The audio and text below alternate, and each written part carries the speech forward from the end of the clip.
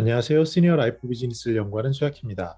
이번 시간에는 시니어의 삶, 과거, 현재, 그리고 미래를 연결하는 디지털 기술이라는 제목으로 뉴스 클리핑을 시작하도록 하겠습니다.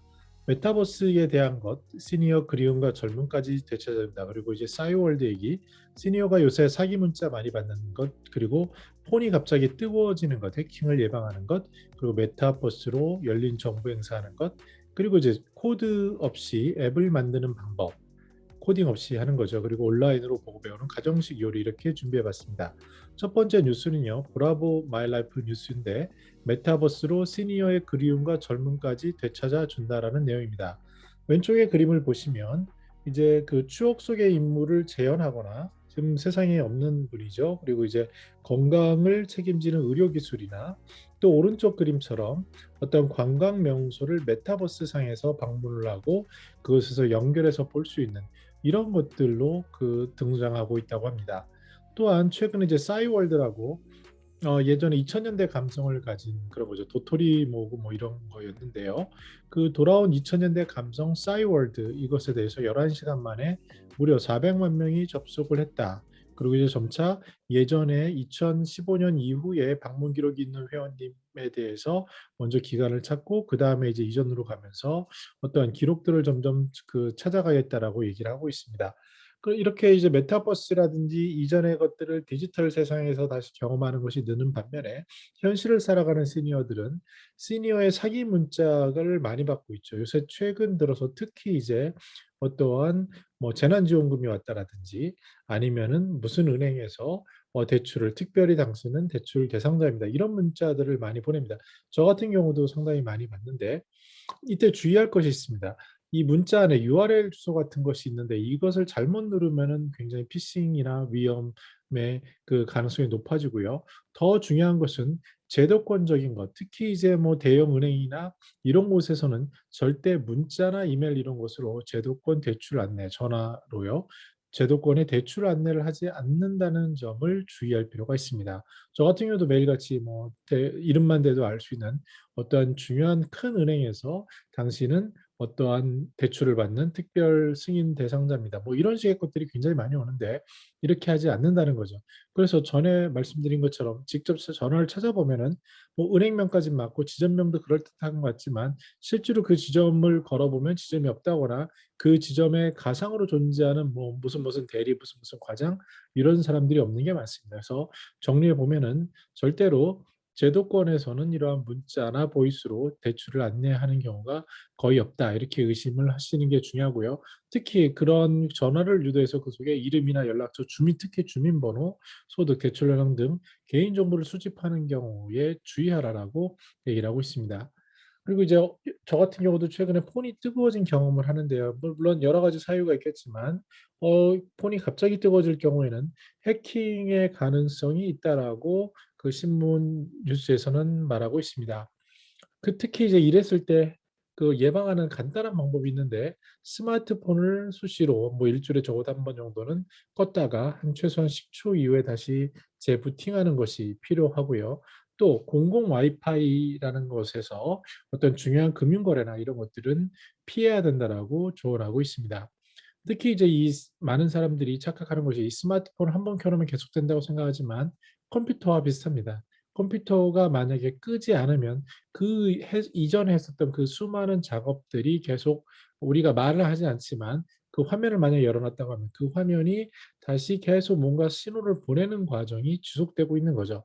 그 속에서 이 컴퓨터인 스마트폰은 과부하를 느끼게 되죠. 스마트폰은 정확히 통신이 되는 것에다가 핸드폰이 되는 컴퓨터가 되는 기능이라고 보시면 되는데요.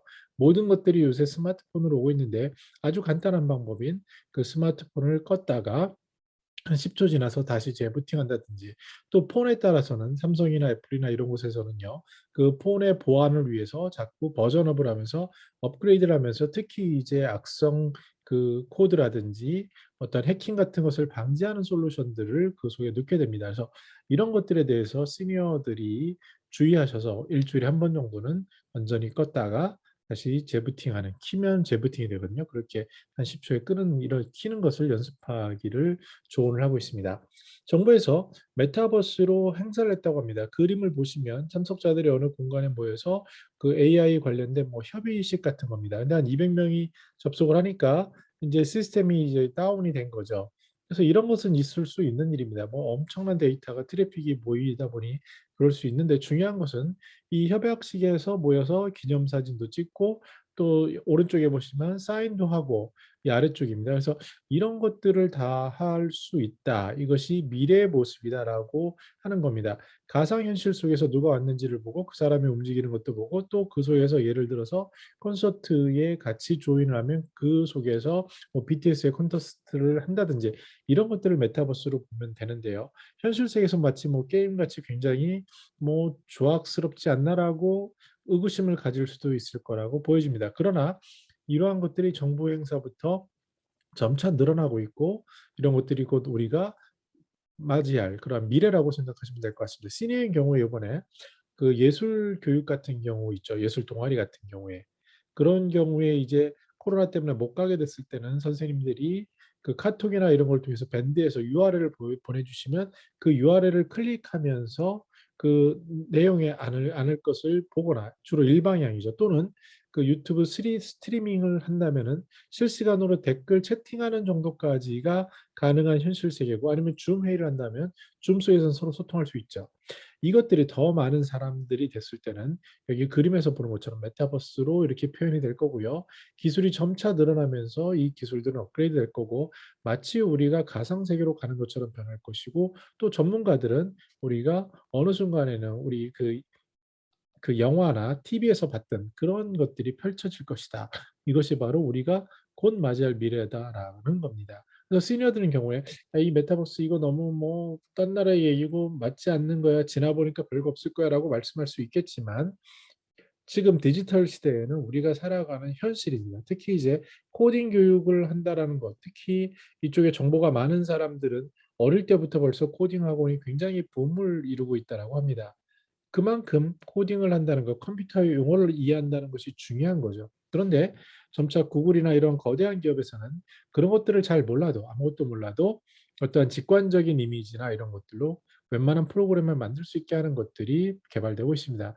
물론 지금 영어 같은 경우도요, 스마트폰 하나 가지고 구글 번역기를 쓰면은 거의 완벽하게 조합이 되고요. 지난번 말씀드린 것처럼 제가 공공기관의 논문 같은 경우를 우리말로 쓰고 구글 트랜스레이터 번역기로 갖다 놓으니까 다시 영어로 됐습니다. 그 경우에 우리말을 정확히 썼다면, 짧고 간단하게 그리고 정확하게 표현했다면 영어에 대한 매칭도 굉장히 높았습니다. 그래서 저 같은 경우에는 그 검수를 하면서 저는 물론 이제 영어를 공부한 세대니까요. 보면서 큰 문제가 없어서 그대로 제출했고, 그것이 이제 공공 문서인 영어 초록이나 이런 곳에서도 그대로 사용되고 있는 것을 확인할 수 있었습니다. 그만큼 기술이 빨라집니다. 그래서 언어를 몰라도 실은 크게 생활하는데 어려움은 없겠지만, 어느 정도 얕게 이해를 한다면 그것을 적용하는 부분은 훨씬 커질 수 있다라는 것을 느끼게 하는 거고요. 코딩이나 이런 것들도 시니어들이 이걸 언제 배워서 하겠어라고 생각하겠지만, 이런 유튜브 촬영도 마찬가지입니다. 저처럼 이렇게 사람이 나오고 화면이 나오고 어떻게 하겠어 하겠지만, 실제로는 줌이라는 어떤 기술을 통해서 아주 간단한 조작으로 할 수 있는 부분입니다. 그래서 이런 것들은 계속 향상될 거고요. 그럼 시니어들은 여기에 대해서 다친 생각이 아니라 나도 저거를 할 수 있겠어. 해보고 싶어. 한번 해볼래. 이런 작은 동기와 습관들이 그런 변화를 만들어낼 수 있지 않을까 생각을 합니다. 그래서 코딩을 몰라도 만들 수 있는 모바일 앱의 시대가 곧 올 거고, 어린 자녀들을 보면 엄청난 동영상들을 만드는데 그런 것들이 우리 시니어들도 쉽게 할 수 있는 거구나. 열린 마음과 실행이 중요하구나라는 것을 강조할 필요가 있습니다. 호주에서는요, 온라인을 보고 배우는 가정식 요리가 늘고 있다고 합니다. 트래픽으로 보면 굉장히 그러한 웹사이트를 방문하는 율이 굉장히 높아짐을 알 수 있죠. 우리 현실에서도 많이 그렇습니다.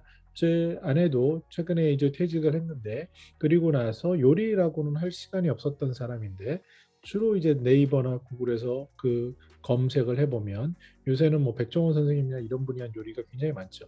그것을 옆에다 놓고 동영상을 보든지 아니면은 그 순서대로만 하고 레시피대로 하면 엄청난 요리들이 만들어지고 있습니다. 그래서 무엇을 만들지에 대한 아이디어가 필요한 시대인 거지. 그것을 직접 하는 데는 크게 어렵지 않고, 그런 데는 이렇게 음식과 관련된 웹사이트들에 주는 정보들, 이런 것들이 늘어나고 있음을 알 수 있습니다. 정리해 보겠습니다. 그 이번 주 주간 뉴스 클리핑을 두 부로 나눴는데, 첫 번째 부의 그 정리는 온택트 그리고 이제 언택트라는 비대면을 넘어서서 계속 연결된 온택트 디지털 시대에는 시니어의 삶을 연결하는 오늘 그리고 내일 그리고 과거, 이런 것들이 디지털일 거고, 여기에 대해서 우리가 열린 보다 말랑말랑한 생각이 필요하지 않나 생각해 보았습니다. 저는 더난 시니어 삶 공동체를 연구합니다. 감사합니다.